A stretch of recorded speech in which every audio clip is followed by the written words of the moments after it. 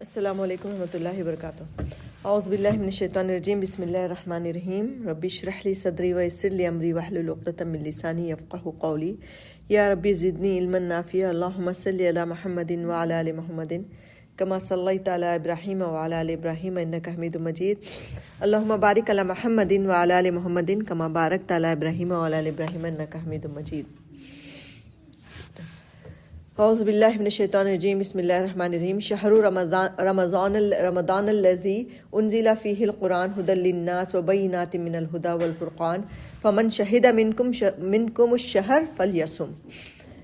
اس کا ترجمہ ہے رمضان وہ مہینہ ہے جس میں قرآن نازل ہوا جو لوگوں کی ہدایت کے لیے ہے اور ایسی واضح تعلیمات پر مشتمل ہے جو سیدھا راستہ دکھانے والی اور حق و باطل کا فرق کھول کر رکھ دینے والی ہے. بس جو شخص بھی تم میں سے اس مہینے کو پائے اس پر لازم ہے کہ وہ اس پورے مہینے کے روزے رکھے. الحمدللہ ہم نے آج تک کی تیسرا سیشن ہے رمضان سے ریلیٹڈ.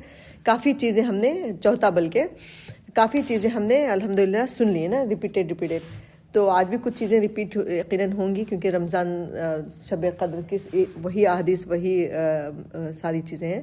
تو خیر آج کا ٹاپک ہے رمضان اور قرآن کا تعلق، رائٹ، کہ رمضان اور قرآن کا تعلق کیا ہے. تو یہ آیت جو ہے اسی میں اللہ تعالیٰ سب کچھ بیان کر رہا ہے کہ اس میں دونوں کا ذکر ہے، رمضان کا بھی ذکر ہے اور قرآن کی صفات بھی اللہ تعالیٰ نے بیان کی. اس آیت میں اللہ تعالیٰ نے کیا کہا کہ رمضان وہ مہینہ ہے جس میں قرآن نازل ہوا. مطلب رمضان کی قدر و منزلت، رمضان کی ویلیو، رمضان کیوں امپورٹنٹ ہے؟ کیونکہ اس میں قرآن جیسی عظیم نعمت نازل ہوئی، اسی وجہ سے اس کی قدر و منزلت بڑھ گئی، رائٹ. اسی وجہ سے رمضان کی ویلیو ہے نا، کیونکہ اسی مہینے میں اللہ تعالیٰ نے قرآن کو نازل فرمایا. اب قرآن کیا، اس کی اللہ تعالیٰ نے آگے تفسیر بتا دی کہ انزل فی القرآن، قرآن کیا ہے؟ ھدی للناس وبینات من الھدی والفرقان، لوگوں کے لیے ہدایت ہے اور ایسی واضح تعلیمات پر مشتمل ہے. واضح یعنی کہ کلیئر تعلیمات، ایک دم جس کے پر کوئی شک نہیں کیا جا سکتا، جس میں زیادہ حجت بازی نہیں کی جا سکتی، جس میں نا چاہے وہ سائنٹیفک اعتبار سے ہو، چاہے وہ عقلی اعتبار سے ہو، ہر اعتبار سے جو ہے مانی جا سکتی ہو. ایسی باتیں ہیں کھول کر اللہ تعالیٰ نے اس کتاب میں نازل فرما دی اور کہا جو سیدھا راستہ دکھانے والی اور حق و باطل میں فرق کھول کر رکھنے والی کتاب.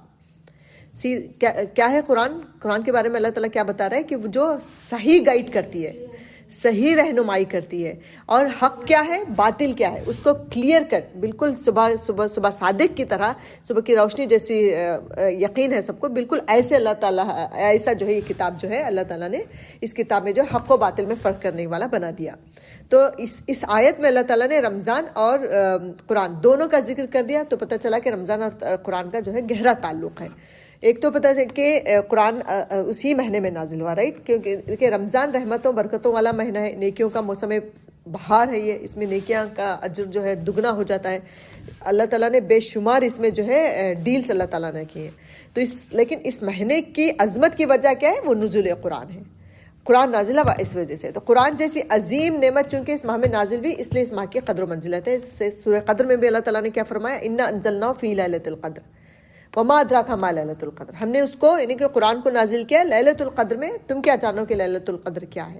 یعنی اتنی عظیم نعمت ہے کہ جس کا ہم امیجن کر ہی نہیں سکتے، جس کے بارے میں ہم کچھ لکھ یا بول نہیں سکتے کہ وہ کتنی عظیم رات ہے، کیونکہ اس میں قرآن نازل ہوا. اور اس کے آگے اللہ تعالیٰ نے کہا کہ اس دن اللہ تعالیٰ جو ہے فیصلے فرماتا ہے فرشتوں کے ذریعے، فرشتوں سے جو ہے اس دن فیصلے فرماتا ہے. انا انزلنا فی لیلۃ القدر وما ادراک ما لیلۃ القدر لیلۃ القدر خیر من الف شہر تنزل الملائکۃ والروح فیہا باذن ربہم من کل امر سلام ہی حتی مطلع الفجر، جو کہ صبح تک رہتا ہے، رائٹ.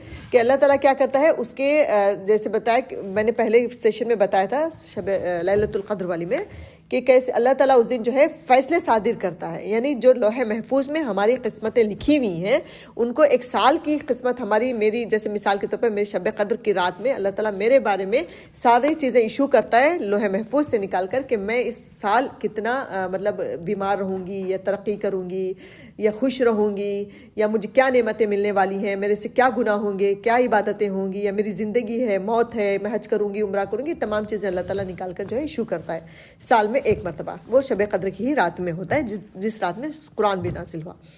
تو یہ عظیم رات اللہ تعالیٰ نے اس رکھی. تو دیکھیں کہ یہ رات بھی امپورٹنٹ ہے کیونکہ قرآن نازل ہوا. میں قرآن کے اوپر آتی ہوں، زیادہ تر میں قرآن سے ریلیٹ کرنے کی کوشش کروں گی کہ قرآن کیا ہے. ایک بہت بڑی نعمت ہے ہمارے لیے. ویسے تو ہم کیا ہیں صبح شام اللہ تعالیٰ کی نعمتوں کو ریسیو کر رہے ہیں، حاصل کر رہے ہیں، اس سے فائدہ بھی اٹھا رہے ہیں، جو کہ ہمیں احساس بھی نہیں ہے کہ ہم لوگ کے پاس کیا چیز ہے. اگر لیکچریز کو ہٹا کے سائڈ میں رکھ دیں، صرف اگر اپنی باڈی کو لے لیں تو قوت سماعت، قوت گویائی، قوت بینائی، تمام یہ بصارت جو ہے، یہ ایسی نعمتیں ہیں جو کوئی نہیں دے سکتا ہمیں، ہے نا. پیدائشی طور پہ ہم دیکھتے ہیں کہ بہت سارے بچے ایسے پیدا ہوتے ہیں جو پیدائشی اندھے ہوتے ہیں، جو پیدائشی کان سنائی نہیں دیتے، پیدائشی چل نہیں سکتے وہ، لیکن اللہ رب العزت نے ہمیں یہ سب کچھ دیا. باقی چیزیں تو بہت ساری دی، لیکن اگر ان سب کو ہم سائڈ میں رکھ دیں، صرف اپنی باڈی کو دیکھیں تو اللہ تعالیٰ نے ہر وہ نعمت عطا فرمائی جو کہ ہمارے لیے بہت ضروری ہے. آنکھوں کی روشنی ہے، کانوں کی سماعت ہے، سب کچھ دے دیا. اب دیکھیں کہ اگر یہ ہے نا کہ ہم لوگ صحیح سلامت تو پیدا ہوئے، رائٹ، لیکن کتنے کیسز ہم دیکھتے ہیں کہ 30 40 50 سال 15 20 سال کے بعد بھی اللہ تعالیٰ تمام نعمتیں سلب کرنے پہ بھی قادر ہے، واپس لے سکتا ہے نا. کسی ایکسیڈنٹ کے ذریعے، کسی بیماری کے ذریعے ہمارے سے ساری چیزیں چھین سکتی ہیں.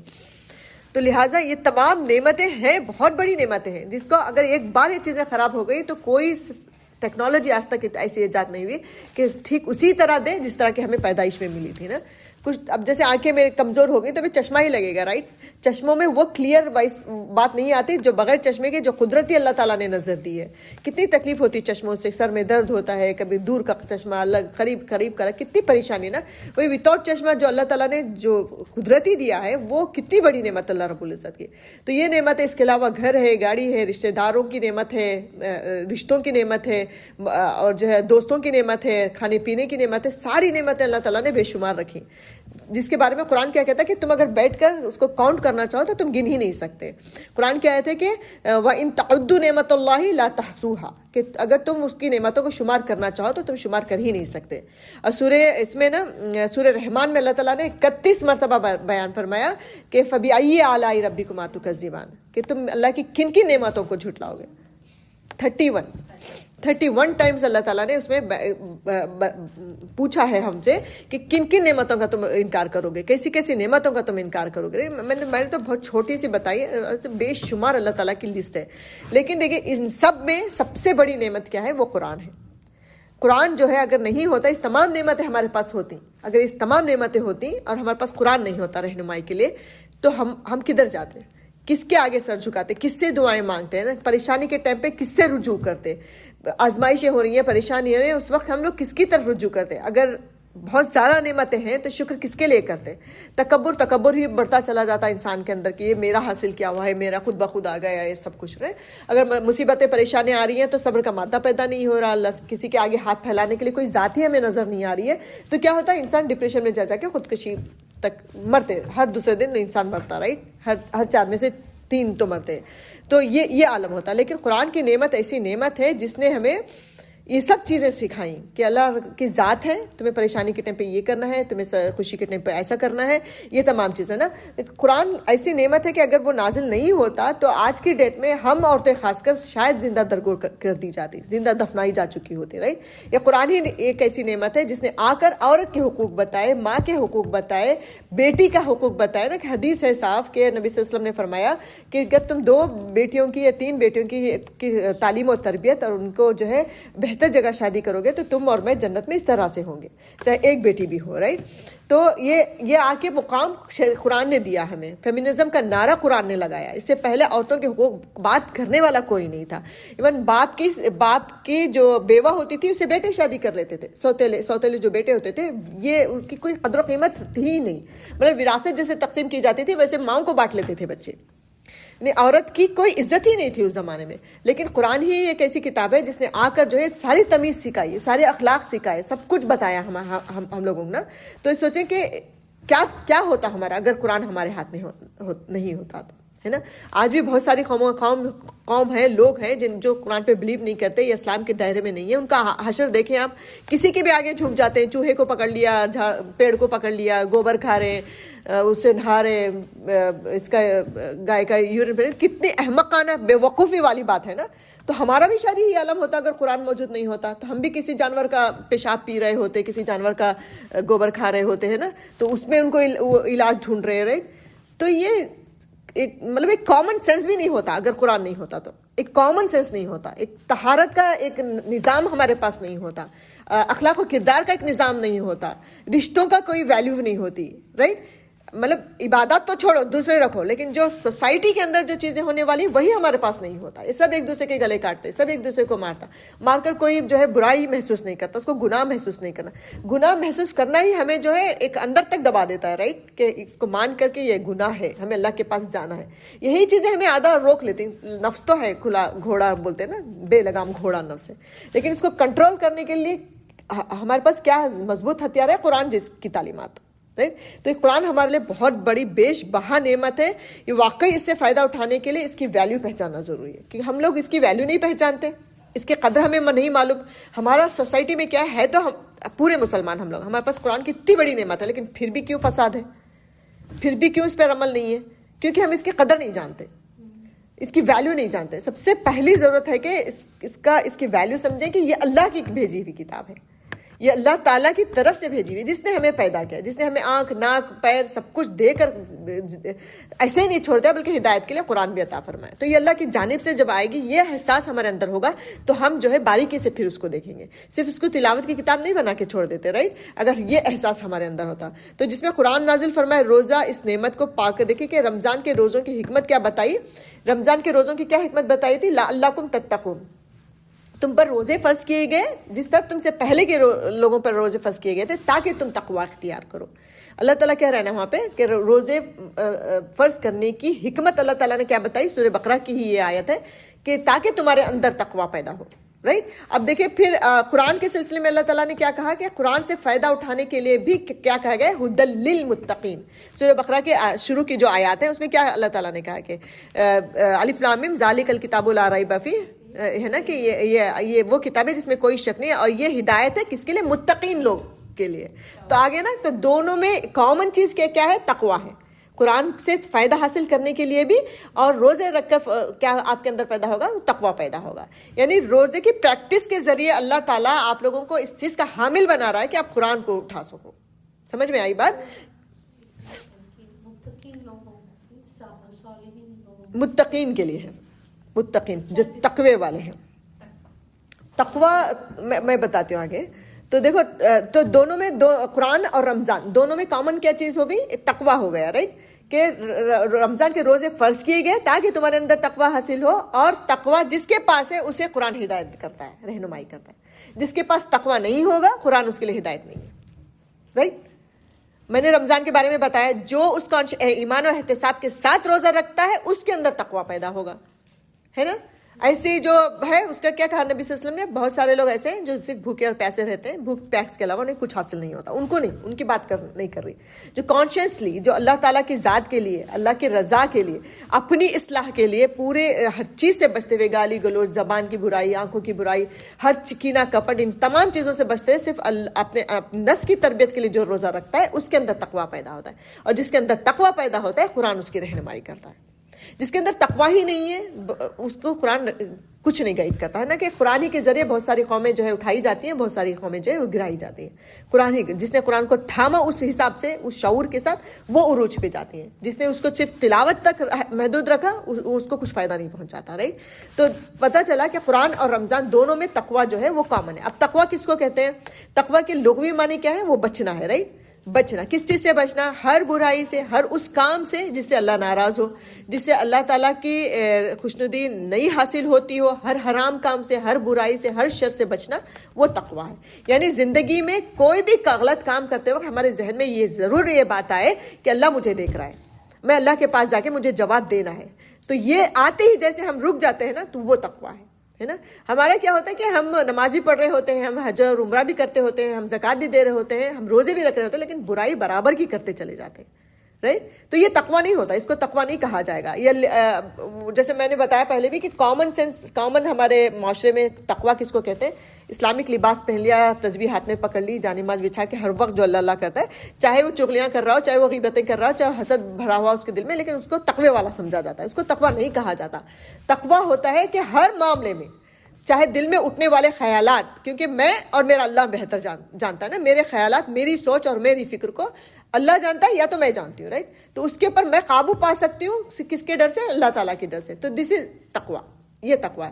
تو ابو ہریرہ کی روایت میں نے پہلے بھی کوٹ کی تھی کہ حضرت ابو ہریرہ تعالیٰ سے پوچھا گیا کہ تقوی کیا ہے. تو لوگوں نے پوچھا کہ تقوی کیا ہے. تو انہوں نے ان لوگوں سے بولا کہ اگر کانٹے دار راستہ ہو، پوری طرف کانٹے ہی کانٹے بچھے ہوئے ہوں، ایسے جھاڑیاں ہوں، تو اس کے بیچ میں سے تمہیں گزرنا ہو تو کیسے گزرو گے؟ تو لوگوں نے کہا کہ ہم اپنے کپڑوں کو ایسے سمیٹ کر گزریں گے کہ وہ نہ خروچ ہماری باڈی پہ لگے نہ اسے کپڑا پھٹے. تو حضرت ابو ہریرہ نے کہا کہ یہی تقوی ہے کہ دنیا میں یہ برائیاں ایسی چاروں طرف پھیلی ہوئی ہیں، لیکن تم اپنے گریبان کو، اپنے لباس کو، اپنے ذات کو اس سے بچاتے ہوئے اس میں زندگی گزارو. ایسا تقوی کا مطلب یہ نہیں کہ آپ جنگل میں جا کے زندگی گزارو، دنیا کو چھوڑ دو، کھانا پینا چھوڑ دو، شادی نہیں کرو. اس کو رہبانیت کہا جاتا ہے. رہبانیت حرام ہے، اسلام میں جائز نہیں ہے، رائٹ؟ تو یہ دوسرے مذہب دیکھو، ان کے پاس چونکہ گائیڈنس نہیں ہے، اسی وجہ سے کچھ لوگوں نے کیا کیا، جنگلوں میں جا کے زندگی گزاری. کچھ لوگوں نے جو ہے چرچوں میں جا کے اپنے آپ کو جو ہے خدا کے حوالے کر دیا، شادی نہیں کرتے. اندر کتنے حرام کام کرتے ہیں اللہ، کیونکہ نفس کی ضرورت ہے. کہ شریعت کیسے ڈیزائن ہوئی ہے؟ سارے اللہ تعالیٰ نے ہماری پوری ضروریات کو سامنے رکھا، کیونکہ اللہ تعالیٰ نے ہمیں ڈیزائن کیا ہے نا. تو اللہ تعالیٰ کو پتا ہے کہ ان کو کن کن چیزوں کی ضرورت ہے. بنیادی چیز نفس کی خواہشات ہے، تو اس کے لیے نکاح کو قانون بنایا کہ تم نکاح کرو، اپنی ضرورت پوری کرو. پیٹ کے لیے ہے کہ تم حلال کمائی کماؤ اور کھاؤ. اور ایسے نہیں کہ پوری چیزیں حرام کر دی اللہ تعالیٰ نے. بہت اتنی لمبی لسٹ آپ کو ملے گی قرآن میں کہ کیا چیزیں ہیں جو آپ لوگ کھا سکتے ہیں. مطلب نہیں کھانے کی صرف 4 چیزیں اللہ تعالیٰ نے بتائی، باقی سب کچھ کھاؤ، صرف حرام 4 چیزیں بتائیں. تو یہ میں کہا تھی کہ تو یہ تقوی پہ تھی میں. تو یہ تقوی ہے کہ ہم برائی سے بچتے ہوئے زندگی گزارنا ہے. زندگی شادی بھی ہونا ہے، اپنی ضروریات کو پورا بھی کرنا ہے، اچھی لائف گزارنا بھی ہے، لیکن ہماری نظر آخرت پر ہو. ہماری نظر اس بات پر ہو کہ میرے کیا حدود ہیں، کس حدود کے اندر تک میں جو ہے اپنا لباس بہتر سے بہتر اختیار کر سکتی ہوں. کیا حدود ہیں جس میں رہ کر میں جو ہے کہ شان کی زندگی جی سکتی ہوں. کیا حدود ہیں جس میں رہ کر میں حلال رزق حاصل کر سکتی ہوں. تو دس از یہ تقوی نا. تو یہ تقوی ہے. تو دیکھیں تقوی اب اس کے بعد ہے کہ جب ہم روز وہ ہے نا کہ اس کے بعد ہے کہ قرآن کیا اللہ تعالیٰ کیا کہہ رہا ہے کہ جو تقوی والا ہے اس کے لیے قرآن ہدایت ہے. اس کے لیے ہدایت مطلب رہنمائی، رائٹ؟ ہدایت کا کیا مطلب ہے؟ رہنمائی. اب اس میں بھی تھوڑا سا سن لیں کہ ہدایت کہتے کس چیز کو ہے. عرفیہ میں ہمارے کس کو کہتے ہیں ہدایت؟ آپ بولو، ہدایت کس کو کہتے ہیں؟ ہدایت گائیڈنس کو، رائٹ؟ کس چیز کی گائیڈنس؟ ہر چیز کی، رائٹ؟ لیکن ہمارے عرف عام میں، ہماری سوسائٹی میں کیا رائج ہے؟ ہدایت کس کو بولتے ہیں؟ دیکھو آپ اپنے آپ کو رکھو یا اپنی سوسائٹی کو بھی رکھو، کسی ایک امیجنیشن میں لے کر. ہماری سوسائٹی کیسی ہے؟ ہم بھی ہیں اس میں، آف کورس ہم بھی ہیں. پہلے اپنے آپ کو رکھیں کہ ہمارا کیا ہے کہ ہم ہدایت کس کو کہتے ہیں؟ کہ نماز پڑھ لی، اللہ تعالیٰ نے مجھے ہدایت دے دی، میرے بچوں کو ہدایت دے دی کہ وہ نماز کے پابند ہو گئے. اللہ تعالیٰ نے ہدایت دی، میں عمرے پہ جا کے آئی، میں حج پر جا کر گئی. اللہ تعالیٰ نے ہدایت دی، میرے ماشاء اللہ میرا گھر پورا روزوں کا نمازوں کا پابند ہے. اللہ تعالیٰ کی ہدایت ہے. وہی ہمارے گھر ہوتے ہیں جہاں پہ جو ہے شریعت کو پیروں تلے روندا جاتا ہے. قانون کو، اللہ تعالیٰ کے جو قوانین ہیں، جیسے اسی گھر میں کسی کی موت ہو گئی تو ہم کیا کرتے ہیں؟ قرآن کے قانون کے حساب سے وراثت تقسیم نہیں کرتے، نہیں کیا جاتا. 99% گھروں میں آج بھی مسلمانوں کے ایسے ہیں کہ جہاں پہ قرآن کے قانون کے مطابق وراثت تقسیم نہیں کی جاتی. اگرچہ ان کے گھروں میں نماز کے پابند لوگ ہوتے ہیں، پردے کے پابند لوگ ہوتے ہیں، روزے نماز، حج، زکات سب کچھ ہو رہا ہوتا ہے، لیکن وہاں پہ جو شریعت کے مطابق قرآن کی وراثت کی تقسیم نہیں ہوتی. اگر وہاں پہ طلاق کا کوئی معاملہ ہو رہا تو شریعت کے مطابق طلاق نہیں ہوتی. طلاق کے سلسلے میں قرآن نے بہت واضح تعلیمات عطا کر دی کہ طلاق ہو، اگر تمہارے درمیان طلاق کو تو سب سے پہلی چیز ناپسندیدہ کہا گیا، اور اگر کبھی ضرورت پڑی تو تمہارا کیا رویہ ہو، کیسے تمہیں طلاق دینا چاہیے. ایک توہر میں ایک طلاق دو، دوسرے توہر میں دوسرے طلاق دو. ان دو کے درمیان گھر میں رکھو بیوی کو تاکہ ملنے کا چانسز زیادہ ہو جائے. اگر نہیں ہوگا تو لاسٹ میں جو ہے طلاق دو، اور بھیجتے وقت جو ہے جو کچھ دیا ہے تم نے اس کو واپس نہ لو. اب دیکھو اب اپنے معاشرے کو کیا ہو رہا ہے. ہمارے معاشرے میں طلاقی کا مسئلہ لے لو، ہو کیا رہا ہے ہمارے معاشرے میں؟ کیا ہوتا ہے؟ طلاق ایک ہی سیٹنگ میں 3 طلاق دے دی جاتی ہے، یا 3 طلاق بھی دی جاتی ہے تو اس کو گھر پہ نہیں رکھا جاتا. پہلی طلاق میں گھر سے باہر نکال دیا جاتا ہے. جو کچھ اسے دیے ہوئے ہوتے ہیں سب کچھ چھین لیا جاتا ہے، چاہے وہ تحفے ہوں، لوگوں نے تحفے دیے ہوں، سب کچھ اس سے جو ہے ضبط کر لیا جاتا ہے. تو یہ بھی تو اللہ تعالیٰ کا قانون ہے. اور جو تم عبادتیں کر رہے ہو، جو نماز روزہ کر رہے ہو، وہ بھی اللہ کی عبادت ہے. تو یہ کیسے ہدایت ہوئی؟ یہ کیسی رہنمائی بھی؟ تم قرآن سے ایک چیز لے رہے ہو کہ نماز تو کے بعد تو تم پابند ہو، تہجد گزارو، نوافل گزارو، نفل روزے تم رکھ رہے ہو، لیکن وہیں پہ جب سوسائٹی کا معاملہ آتا ہے، جب رشتوں کا معاملہ آتا ہے، تو وہاں پہ تم قرآن کو پسے پشت ڈال دینا، پیچھے پیٹ کے پسے پشت مطلب پیٹ کے پیچھے ڈال دینا، اس کی کوئی ضرورت نہیں۔ پیٹ کے پیچھے کس کو ڈالتے ہیں؟ جس کو بالکل ہم ویلیو نہیں دیتے، جس کو کوئی اہمیت نہیں دیتے۔ آپ امیجن کرو ذرا، اللہ کی کتاب ہے، اللہ تعالیٰ نے انسان کی زندگی کے ہر گوشے سے ریلیٹڈ بات کی، کوئی گوشہ انسانی زندگی کا اللہ تعالیٰ نے قرآن میں نہیں چھوڑا جس پہ اللہ تعالیٰ نے ایک بات نہ کی ہو، جس کے لیے قانون نہ نازل کیے ہوں۔ تو کیا ہوا؟ یہ رہنمائی کیا ہو گئی؟ ہماری محدود ہو گئی، رائٹ؟ ہم نے محدود کر دیا اس رہنمائی کو۔ اللہ قرآن ہدایت ہے، ہدایت کا ذریعہ ہے، گائیڈنس کا بہترین گائیڈنس ہے، لیکن ہم نے کیا کر دیا؟ اس کو محدود کر دیا، صرف عبادات تک ہم نے محدود کر دیا۔ اور ہم سمجھتے بھی ایسے ہی ہیں، نماز کے پابند لوگ ہیں لیکن ان کے گھروں میں کوئی شریعت نہیں رہی۔ آپ ان کے گھروں کی شادیاں جا کے دیکھ لیں، قرآن نے اللہ کے نبی صلی اللہ علیہ وسلم نے حکم دیا کہ نکاح کو آسان کرو، زنا کو ختم کرو، زنا کے قریب نہ جاؤ، لیکن ہو کیا رہے؟ نکاح کو اتنا مشکل کر دیا کہ بچے زنا تک چلے جاتے ہیں۔ زنا ضروری نہیں کہ دو فزیکل لوگ مل کر کریں، زنا ہر طرح سے ہوتا ہے، بہت طریقے سے ہوتا ہے زنا۔ اب اس کا اگزامپل دینا کیا ہے، آپ لوگ سمجھ سکتے ہیں کہ زنا ہر طرح سے ہوتا ہے۔ زنا کے کرنے سے منع نہیں کیا، اللہ تعالیٰ نے کہا کہ قریب بھی نہ جاؤ، کرنا تو دور کی بات ہے، اس کے قریب بھی نہ پھٹکو، ہے نا؟ تو اس کے میرے خیال سے آدھے سے زیادہ راستہ طے کر دیتے ہیں لوگ زنا کے، اور پتہ بھی نہیں چلتا۔ تو اس معاملے میں تو ہم قرآن سے رہنمائی نہیں لے رہے۔ اپنے گھروں کے فنکشنز ہوں، پردے کا معاملہ لے لیں، قرآن نے صاف لسٹ بیان کر دی کہ کون محرمات ہے، کون نامحرم ہے، لیکن نہیں ہے کسی کے گھروں میں ایسا۔ کیوں نہیں دیکھتے آپ وہاں پہ قرآن؟ ہمیں سوچنا چاہیے، رائٹ؟ قرآن تو مکمل گائیڈنس ہے، پورے ضابطۂ حیات جس کو کہا جاتا ہے، مکمل انسانی زندگی کا مکمل ضابطۂ حیات اللہ تعالیٰ نے قرآن کے ذریعے دے دیا، لیکن ہم اس میں سے وہی لیتے ہیں جو ہمیں ضرورت ہے، اور وہ جو لے رہے ہیں عبادت، اس میں بھی لڑائی جھگڑے، نماز ایسی نہیں، نماز ویسی نہیں، اس کی تیری نماز غلط، میری نماز صحیح، رائٹ؟ تو دونوں طرف سے ہمیں جب لیں گے تبھی جو ہے وہ ہمارے لیے رہنمائی۔ تو رہنمائی، ہدایت کیا ہو گئی؟ دونوں معاملے میں، چاہے وہ عبادات ہوں، چاہے وہ معاملات ہوں، سوسائٹی کے ہوں، سماجی ہو، گھریلو ہو، پردے کے معاملات ہوں، ہر چیز پہ قرآن نے بات کی ہے۔ تو ان سب میں جو ہے گائیڈنس جو ہے وہ ہمیں قرآن کرتا ہے، لیکن کس کو؟ جس کے اندر تقویٰ پیدا ہوگا۔ اب دیکھو، تقویٰ وہی کہ صرف نماز اور روزے کے ٹائم پہ تقویٰ نہیں، صرف اسی ٹائم پہ ڈر نہیں، لوگوں کے حقوق مارتے ہوئے بھی اللہ سے جو ڈرتا ہے وہ تقویٰ ہے۔ جب وہ ڈرے گا تب وہ قرآن کھولے گا اور دیکھے گا کہ اس سلسلے میں میرا کیا ہے۔ اب کیا ہوتا ہے نا کہ دیکھیے کہ قرآن یہ جو ہے نا کہ تلاوت جو ہم کرتے ہیں، ہم لوگ سمجھتے ہیں کہ قرآن کا حق ادا کر رہے ہیں، تلاوت پہ تلاوت، قرآن پہ قرآن ختم کر دیا، کرتے گئے زندگی بھر کرتے ہیں، پتہ ہی نہیں چلا کہ قرآن میں بول کیا رہا ہے، اللہ تعالیٰ معلوم ہی نہیں ہے، رائٹ؟ تو یہ تلاوت سلف صالحین کے نزدیک کیا تھے؟ غور و فکر کرنا، اس کو اپنی زندگی میں عمل میں لانا۔ تلاوت کا مطلب ان کے نزدیک یہ تھا۔ ہمارے نزدیک کیا ہے تلاوت کا مطلب؟ صرف ریڈنگ لگانا ہے نا۔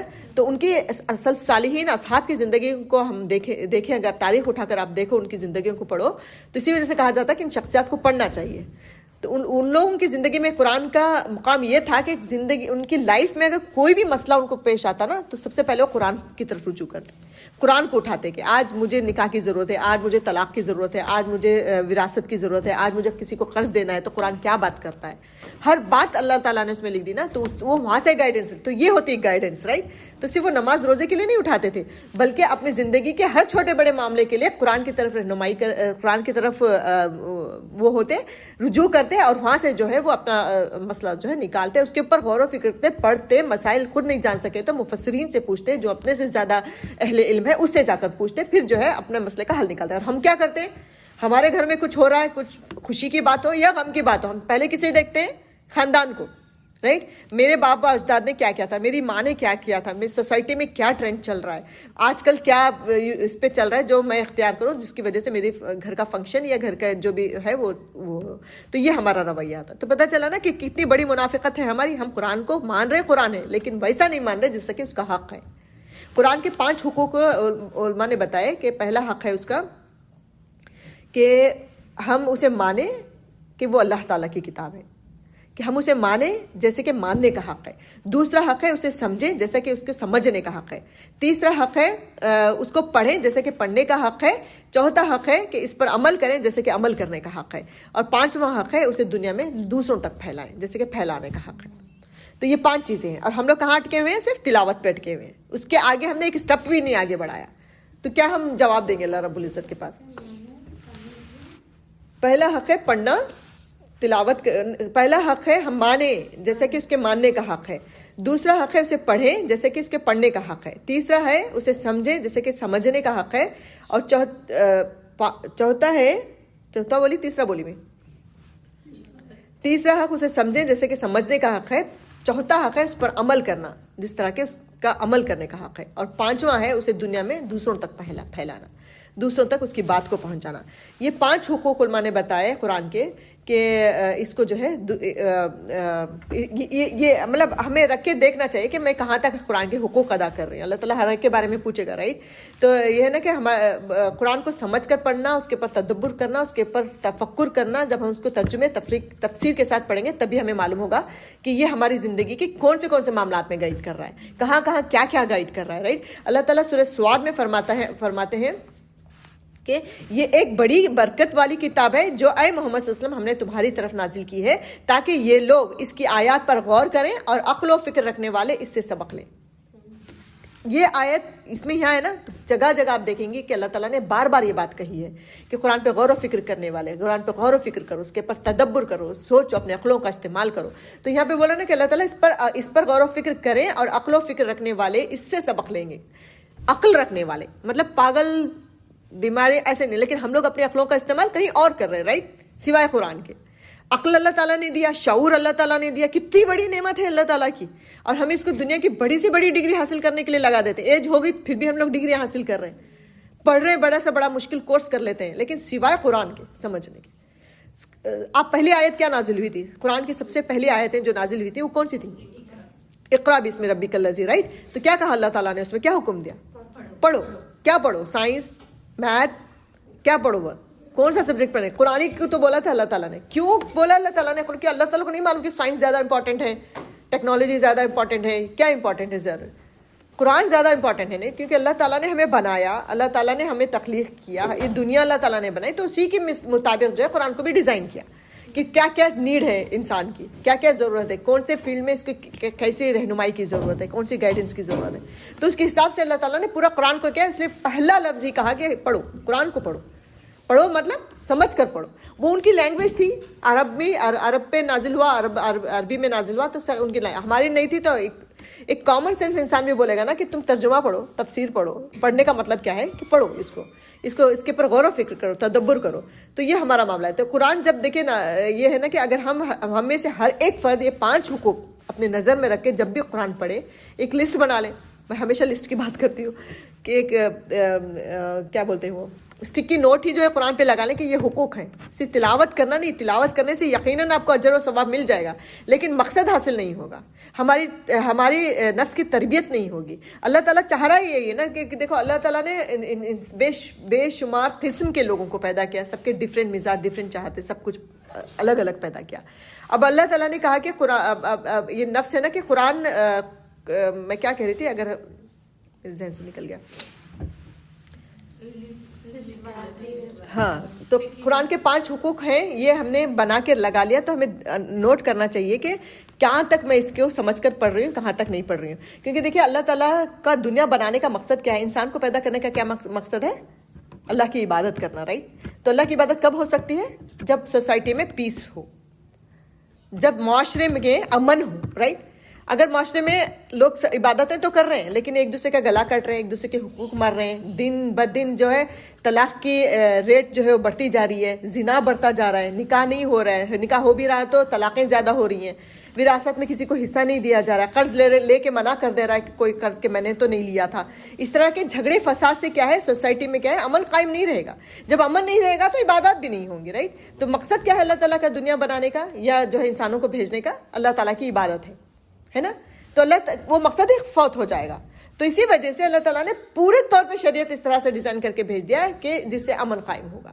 طلاق دینے کا مرحلہ آ بھی گیا، تمہارے پاس سچویشن ایسی آ گئی تو تم ایسے دو، یہ کرو کہ کسی کو کسی سے شکوہ بھی نہ ہو. قرض کے سلسلے میں آیت دین آپ پڑھ لیں کہ اللہ تعالیٰ نے کتنے اسٹیپس اس میں لکھے کہ کیونکہ قرض کو لے کر ہی ہماری سوسائٹی میں بھائی کا خون کر دیتا ہے, یا دوست کا کہتا ہے کہ مجھے تو یاد ہی نہیں ہے میں نے کب لیا تھا تمہارے سے, کتنا لیا تھا, کب لیا تھا. تو ایسی سچویشن نہ ہو, لوگوں کے درمیان ایک دوسرے کے درمیان جھگڑے کی سچویشن نہ ہو. اس وجہ سے اللہ تعالیٰ نے ایک پوری آیت نازل فرما دی کہ متعین کرو ڈیٹ, کتنے پیسے دے رہے ہو اس کو لکھو, اور لکھنے والا بھی کون ہو, کوئی معروف ہو, کوئی شریف انسان ہو, اور گواہ بھی قائم کرو, اور ڈیٹ بھی لکھو کہ یہ کب واپس آئے گا. اس طرح کی کئی شرائط اللہ تعالیٰ نے قرض کے سلسلے میں لکھی. تو یہ سب کس لیے؟ تاکہ معاشرے میں جو ہے, سوسائٹی میں جو ہے امن قائم ہو. اور ہم نے یہ پوری چیزیں چھوڑ دی اور صرف عبادات میں لگے رہے. جو بھی جتنے بھی پرسنٹ لوگ کر رہے, کچھ تو وہ بھی نہیں کرتے, خیر جو بھی کرتے ہیں وہ بھی کوئی صحیح نہیں ہے کہ آپ معاملات صحیح نہیں رکھ رہے اور جو ہے عبادات پہ دھیان دیتے جاؤ. وہ حدیث ہے نا کہ اللہ رب العزت نے کہا کہ فرشتوں کو حکم دیا کہ فلاں بستی پہ جا کے جو ہے عذاب نازل کرو. تو فرشتوں نے کہا کہ اللہ تعالیٰ تیرا ایک بندہ, اس بستی میں ایک بندہ ایسا بھی ہے جو رات دن نماز پڑھتا ہے, تہجد گزار ہے, بہت عبادت گزار ہے. تو نبی اللہ رب العزت نے کیا حکم دیا؟ پہلے اس کے گھر پہ عذاب نازل کرو, بعد میں دوسروں پہ نازل کرو. تو یہ معاملات بہت امپورٹنٹ ہے نا. تو یہ نا کہ اگر ہم قرآن کو سمجھ کر پڑھیں گے تب ہمیں پتہ چلے گا, قرآن کی تفسیر سنیں گے تب ہمیں پتہ چلے گا کہ اللہ تعالیٰ کہہ کیا رہا ہے. ورنہ قرآن زندگی بھر آپ اس کی تلاوت کرتے رہیں, صرف اس کا جو اجر و ثواب ہے نا اس کے علاوہ نہیں ملے گا. ابھی اجر و ثواب بھی دیکھیے کہ اب قرآن لوگ پڑھتے کیوں ہیں؟ اجر و ثواب کے لے رہے, نیکی بڑھانے کے لیے کہ میری نیکیاں بڑھ رہی ہیں, نیکیاں بڑھ رہی ہیں, نیکیاں بڑھ رہی ہیں, اور ادھر آپ کے گناہ بھی تو بڑھ رہے ہیں. اللہ کی شریعت کو دوسری چیزوں میں اپلائی نہ کرنا ایک گویا کہ اللہ تعالیٰ کا انکار کرنا ہوا, رائٹ. آپ اپنے گھر میں جیسے آپ یہاں پہ بیٹھ کے قرآن ختم کر دیا اور بیٹی کا نکاح ہے, اور اس نکاح میں اتنی بے پردگی, اتنی میوزک, اتنا ہلا گلا آپ کر رہے ہیں کہ یہاں پہ آپ نے اللہ کی شریعت کو پیروں تلے رون دیا. تو کیا ہو گیا؟ آپ کا یہاں پہ اجر مل رہا ہے تو یہاں پہ گناہ بھی تو بڑھا. اسی وجہ سے تو اللہ تعالیٰ نے ترازو کا سسٹم رکھا, اسی وجہ سے تو اللہ تعالیٰ نے رکھا ہے ترازو کا سسٹم کہ تمہارے سے گناہ ہوتے رہیں تو تم نیکی بھی کرو, اور تمہارے سے نیکی ہوتی رہے تم اپنے نیکیوں کا وزن جو ہے بڑھا کر رکھو. لیکن کیا ہو رہا ہے یہاں پہ؟ یا تو برابر ہو رہا ہے یا تو برائیاں زیادہ ہو رہی ہیں. ہماری نیکیاں جو ہم تسبیحات کر رہے ہیں, ہم لوگ ذکر کر رہے ہیں, یقیناً اس کا اجر مل رہا ہے, لیکن وہ تولی جائیں گی, اس کو ایسے ہی نہیں نمبر دے دے گا اللہ تعالیٰ, اس کو برائیوں کے ساتھ تولے گا. ترازو کا سسٹم سمجھ میں آ رہا ہے نا, کہ تاکہ انسان جو ہے برائی کم کرتا جائے اور نیکی زیادہ بڑھاتا جائے, ہے نا. اسی وجہ سے ترازو کا سسٹم اللہ تعالیٰ نے رکھا ہے, میزان کا سسٹم ہے نا. تو دیکھیں حضرت عمر کا قول ہے کہ اللہ تعالیٰ اس کتاب کے ذریعے قوموں کو اوپر اٹھاتا ہے اور اس کو چھوڑنے کے نتیجے میں قوموں کو نیچے گراتا ہے. آج دنیا میں ہر طرف دیکھتے ہوں گے کہ ہم مسلمان جو ہیں کیا پوزیشن ہے ہماری, آج دنیا میں کیا ہماری پوزیشن ہے. کہیں بھی کوئی ہماری وقت نہیں ہے, کہیں بھی کوئی ہماری جو ہے ویلیو نہیں ہے. ہر ایک کونے میں, ہر ایک نکڑ پہ مسلمانوں کو پیٹا جا رہا ہے, مارا جا رہا ہے, مسجدیں توڑی جا رہی ہیں, کیونکہ ہمارا روب باقی نہیں رہا, ہمارا دبدبا نہیں ہے. دبدبا کس سے آتا ہے؟ پیسوں سے, پوزیشن سے. سب کچھ تو ہے ہمارے پاس. سعودی عرب کے پاس کیا نہیں ہے؟ ہمارے پاس کیا نہیں ہے؟ کتنے مسلمان ملینر ہیں نا, پیسہ ہے, صلاحیتیں ہیں, اسکلس ہیں, سب کچھ ہے. لیکن کیوں آج کے دور میں مسلمانوں کی اتنی بری حالت ہے؟ کیونکہ انہوں نے قرآن کو چھوڑا. یہ ہے نا حضرت عمر کا قول کہ اللہ تعالیٰ اس کتاب کے ذریعے قوموں کو اوپر اٹھاتا ہے, اس کو چھوڑنے کے نتیجے میں قوموں کو نیچے گراتا ہے. تو یہ دیکھیے کہ آپ اگر ہسٹری اٹھا کر دیکھیں تو جو نبی صلی اللہ علیہ وسلم کے اوپر جو ایمان لانے والے تھے اسٹارٹنگ میں, کون تھے؟ وہ سارے غلام ٹائپ کے تھے, موسٹلی غلام ٹائپ کے تھے. اور جو بھی بڑے لوگ تھے, امیر گھرانے کے بچے تھے, ان کے گھروں والوں نے ان کو گھر سے باہر نکال دیا تھا. ایک صحابی کے بارے میں آتا ہے نا, ان کی ماں نے ان کے کپڑے تک اتار کے ننگا بھیجا تھا کہ اگر تم محمد کو مانتے ہو تو یہ کپڑے بھی اتار کر جاؤ, ہے نا. تو اچھے لوگ بھی خالی ہی آئے تھے. تو وہ گروپ جس کے ہاتھ میں نہ ہتھیار تھا, نہ پیسہ تھا, نہ کوئی بہت بڑی اسکل تھی, لیکن صرف قرآن کو تھامنے کی وجہ سے ایک وقت ایسا آیا کہ قیصر و کسریٰ کو انہوں نے فتح کیا. اتنی فتوحات ان کی درج ہیں ہسٹری میں, آپ پڑھ سکتی ہیں کہ کس بیس پہ, قرآن کے اس پہ نا. انہوں نے کون سی سائنس میں جھنڈے گاڑے تھے, کون سے ٹیکنالوجی میں جھنڈے گاڑے تھے, کون سے انہوں نے جو ہے ویپنس کے بڑی فیکٹریز بنائی تھی کہ ویپنس کے در پہ جو ہے اسلام کو پھیلایا یا خود فتح حاصل کی. کچھ نہیں تھا, صرف قرآن کو انہوں نے اپنا جو ہے ہتھیار بنایا تھا, قرآن کے اوپر انہوں نے عمل کیا تھا, قرآن کو ایسے تھاما تھا جس کی وجہ سے اللہ تعالیٰ نے ان کو عروج دیا تھا, ان کو ترقی پہ پہنچایا تھا, ان کو اونچائی تک پہنچایا تھا. آج ہم نے قرآن کو پیچھے ڈال دیا, اسی وجہ سے یہ حالت ہے نا. دیکھو علامہ اقبال کا شعر ہے کہ وہ زمانے میں معزز تھے مسلمان ہو کر, اور ہم خوار ہوئے تاریک قرآن ہو کر. خوار مطلب مٹی بن گئے پورے, بالکل کچھ بھی نہیں ہوئے قرآن کو چھوڑ کر, ہے نا. تو دیکھو قرآن وہ کتاب ہے جس پر عمل کرنے سے ہماری آخرت بھی آخرت تو سدھرتی ہی ہے, ساتھ میں جو ہے دنیا میں ہم ترقی کے منازل طے کرتے ہیں. آپ دیکھو کہ ایسے آپ دنیا میں بھی دیکھو کہ ایسا کوئی بچہ ایسا کوئی انسان جو سائنس کے میدان میں بہت آگے ہے، بہت بڑا سائنٹسٹ ہے، لیکن اس کے پاس ایمان نہیں ہے، قرآن کی تعلیمات نہیں ہے، کچھ بھی نہیں ہے، تو وہ کہاں پہنچے گا آخر؟ خود بخود ایجاد میں آدمی ہے نا، کیا کہے گا؟ یہ کہے گا نا کہ خود بخود آسمان وجود میں آ گیا، خود بخود زمین آ گئی، پھر اگلے دن وہ اپنے ریسرچ کو غلط ثابت کرے گا، پھر اگلے دن دوسرا ریسرچ آئے گا. کوئی بھی ہو سائنٹسٹ ہو، وہی اگر قرآن کی تعلیمات کے ساتھ کوئی اس مقام تک پہنچتا ہے تو وہ ہر چیز کو کنیکٹ کرے گا اللہ کی ذات سے، تو اس کو ایک انتہا ملے گی، رائٹ، ایک اختتام ملے گا، ورنہ تو وہ انسان بھاگتا رہے گا، کہاں جائے گا، کدھر جائے گا، کیسے جائے گا نا. تو یہ ہے کہ قرآن کی تعلیمات بہت امپورٹنٹ ہیں، دوسری تعلیمات صرف دنیا ضروری ہے لیکن اس دنیا تک، لیکن قرآن کی تعلیمات ایسی تعلیمات ہیں جو دنیا اور آخرت دونوں کے لیے بہت ضروری ہیں. تو ہمارا یہ بھی یہ ہونا چاہیے کہ بچے جب پڑھ رہے ہیں ہمارے کسی بھی فیلڈ میں آگے جا رہے ہیں، لیکن ان کو قرآن سے ضرور ان کو جو ہے کنیکٹ کریں، قرآن کی تعلیمات سے کنیکٹ کریں، قرآن کے رول اور قوانین بتاتے رہیں، ان کی ایج کے حساب سے جو ہے ان کو سکھانے کی کوشش کریں، تاکہ ان کو بھی معلوم ہو کہ وہ کسی بھی فیلڈ میں ڈاکٹر ہی بن جائیں تو ان کو جب ہارٹ ہے اندر کھول کے جب سرجری کرتے وقت جب دیکھیں گے اندر کی پارٹس وغیرہ تو کہاں تک پہنچے گا ایک قرآن کا علم رکھنے والا. شکر میں فوراً اس کا سجدے شکر میں جو ہے اس کا پیشانی جو ہے زمین سے ٹک جائے گی، رائٹ. کیسے اللہ تعالیٰ نے سسٹم باڈی کے اندر بنایا اللہ تعالیٰ نے، رائٹ. تو وہی بات ہے کہ دیکھو کہ تاریخ گواہ ہے کہ صحابہ نے اس وقت اتنی کمزور قوم ہونے کے باوجود جب انہوں نے قرآن کو پکڑا تو وہ عروج پر پہنچے. اور آج ہمارے پاس سب کچھ ہے، تعداد بھی ہے، ہمارا اسٹرینتھ کیا کم ہے، کتنے ملینوں میں ہیں ہم لوگ، ہمارے پاس اسٹرینتھ بھی ہے، پیسہ بھی ہے، اسکلز بھی ہے، صلاحیتیں بھی ہیں، سب کچھ ہے، لیکن ہم نے کیا کیا؟ قرآن کو پیچھے چھوڑ دیا. صرف ہم لوگ عبادت کے حد تک رہ گئے ہیں، کسی بھی معاملے میں ہم قرآن کو نہیں دیکھتے. آپ دیکھ لو سوسائٹی میں، اپنے آپ کو دیکھ لو، اپنے گھروں کو دیکھ لو کہ کیسا ہے ہمارے گھروں میں پردے کا سسٹم، کیسا ہے ہمارے کزنس کے ساتھ ہمارا کیا معاملہ ہے، ہمارے گھروں میں شادی کا یا فنکشنوں کا کیا معاملہ ہے. نماز تو ماشاءاللہ 5 وقت کے پڑھ رہے ہوں گے بچے، لیکن کیا چل رہا ہے؟ تو یہ کیا ہے کہ یہ رمضان جو ہے قرآن سے تعلق جتنا مضبوط ہوگا قرآن اس رمضان میں، اتنا مضبوط جو ہے پورے 11 مہینے میں ہوگا، کیونکہ رمضان کا موقع اللہ تعالیٰ نے ایسا دیا ہے نا کہ اس ایک مہینے کو اللہ تعالیٰ نے ایسا سازگار ماحول ایسا بنا کے رکھا ہے، جیسے بتایا کہ شیاطین زنجیروں میں بند ہوں گے، جنت اور دوزخ کے